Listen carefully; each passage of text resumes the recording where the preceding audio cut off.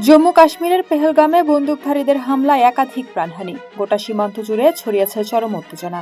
ভারতের প্রতিক্রিয়া এসেছে দ্রুত, সেনা মোতায়েন বাড়ানো হয়েছে নিয়ন্ত্রণ রেখায়।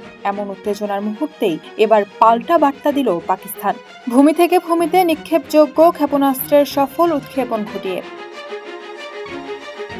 সোমবার 5ই মে পাকিস্তান সেনাবাহিনী সফলভাবে উৎক্ষেপণ করল 120 কিলোমিটার পাল্লার ফাতাহ সিরিজের একটি ক্ষেপণাস্ত্র।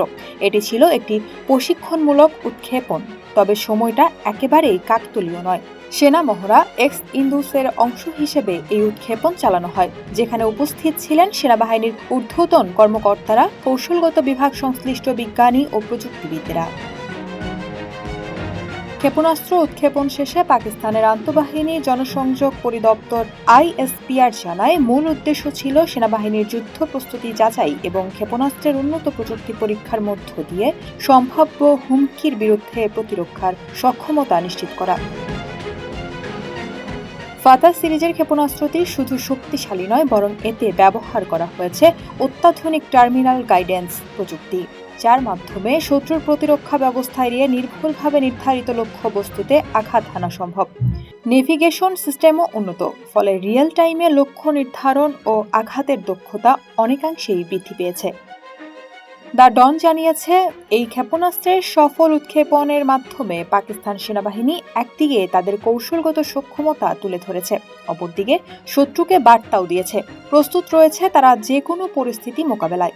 এখন পর্যন্ত এই সিরিজের দুটি সংস্করণ প্রকাশ্যে এসেছে, ফাতাহ 1 এবং ফাতাহ 2। ফাতাহ 1 এর পাল্লা 120 কিলোমিটার, অন্যদিকে ফাতাহ 2 এর পাল্লা প্রায় 400 কিলোমিটার, যা ইতোমধ্যেই পাকিস্তানের আর্টিলারি ইউনিটে অন্তর্ভুক্ত রয়েছে। এর আগেও এমন সময়ে সামরিক সক্ষমতা প্রদর্শন করেছে পাকিস্তান, যখন ভারত পাকিস্তান সীমান্তে উত্তেজনা চরমে। এবারও সেই কৌশলেই হাঁটছে ইসলামাবাদ। বিশেষজ্ঞরা বলছেন, এটি একটি কৌশলগত পদক্ষেপ, ভারতের চোখে চোখ রেখে বলার চেষ্টা, আমরাও প্রস্তুত। তবে এই সামরিক তৎপরতা শুধুই কি প্রতিরক্ষা প্রদর্শন, নাকি আঞ্চলিক রাজনীতিতে নিজের অবস্থান জোরালো করার চেষ্টা? প্রশ্ন থেকেই যাচ্ছে। একদিকে ভারত চীনের সঙ্গে সীমান্ত সংকট নিয়ে ব্যস্ত, অন্যদিকে কাশ্মীরে হামলা ও বিদ্রোহ বৃদ্ধি।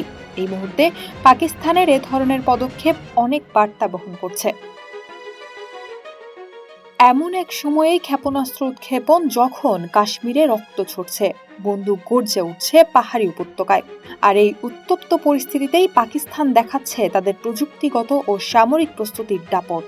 সীমান্তে উত্তেজনার পারদ যে আরও বাড়বে তাতে কোনো সন্দেহ নেই।